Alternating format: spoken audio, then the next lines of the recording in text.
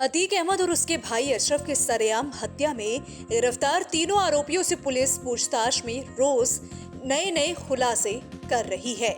कुछ दिनों से ये खबरें चल रही हैं कि इस हत्याकांड में सनी सिंह, अरुण मौर्य और लवलेश तिवारी के अलावा कुछ और लोग भी शामिल थे। अब इस बात की पुष्टि कथित तौर पर शूटर्स ने भी कर दी है। पुलिस सूत्रों से मिली जानकारी के अनुसार शूटर्स ने कबूला है कि उनके साथ 2 लोग भी थे और इस ऑपरेशन में उन्होंने उसकी मदद की। ये भी बताया जा रहा है कि इनमें से एक स्थानीय था और दूसरा बाहर का रहने वाला था। पुलिस अब इनके बारे में जानकारी जुटा रही है। सूत्रों की माने तो शूटर्स ने बताया है कि उन्होंने अतीक के ऑपरेशन को एक खास नाम दिया था। इसके लिए एक व्हाट्सएप ग्रुप भी बनाया था। इस ग्रुप का नाम ऑपरेशन AA रखा था। इसमें AA का मतलब अतीक और अशरफ ऑपरेशन था। शूटर्स ने पुलिस को बताया है कि अतीक और अशरफ को ठिकाने लगाने से कुछ घंटे पहले व्हाट्सएप ग्रुप को बंद कर दिया गया था। इस विस्फोटक खुलासे के बाद पुलिस इसकी पड़ताल करने में जुट गई है कि इस व्हाट्सएप ग्रुप में कौन कौन जुड़ा था।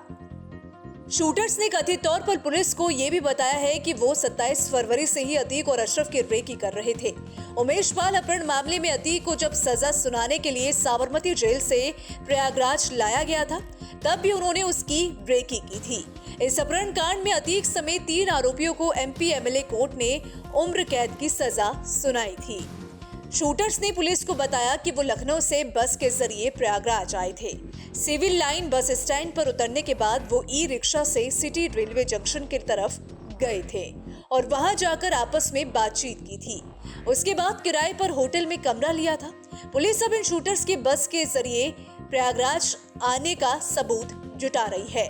पूछताछ के हवाले से सूत्रों ने बताया है कि अतीक और अशरफ की हत्या से 2 घंटा 20 मिनट पहले ही शूटर कॉल्विन अस्पताल पहुंच गए थे। कॉल्विन अस्पताल में लगे CCTV कैमरे से भी इस बात का खुलासा हुआ है।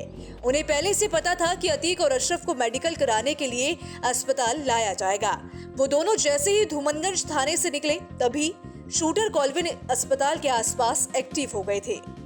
अतीक और अशरफ को पुलिस वैन में एक ही हथकड़ी लगाकर लाया गया था। कई पुलिस वाले उनके साथ चल रहे थे। अतीक जब मीडिया कर्मियों के सवालों के जवाब दे रहा था, उसी वक्त बेहद नजदीक से उसे गोली मार दी गई। उसके तुरंत बाद अशरफ पर फायरिंग हुई। इसके बाद शूटर्स ने दोनों के ऊपर ताबड़तोड़ गोलियां बरसाई। अचानक हुए इस हमले से सकपकाए पुलिस वालों ने तीनों हमलावरों को मौके से ही दबोच लिया।